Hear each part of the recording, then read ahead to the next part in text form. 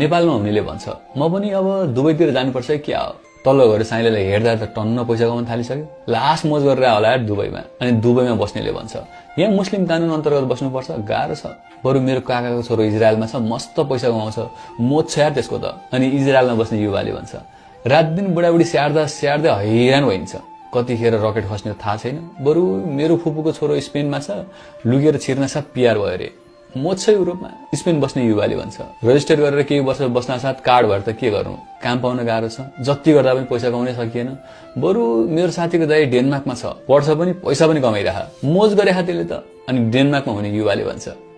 काम पाएर मात्र के गर्नु पढाइको पैसा घर भाडा र खाना खर्चमा सबै पैसा सकिन्छ थुप्पो बचाउन सकिएन बरु मेरो साथी नर्वेमा छ पढ्न पैसा लाग्दैन खुब मोज गरेछ अब पालो नर्वेतिर बस्ने युवाको उनी भन्छन् पढाइ फ्री भएर के गर्नु पढिन्जेल काम राम्रोसँग हान्न पाइँदैन अब पढाइ सकेपछि नेपालतिर दबाई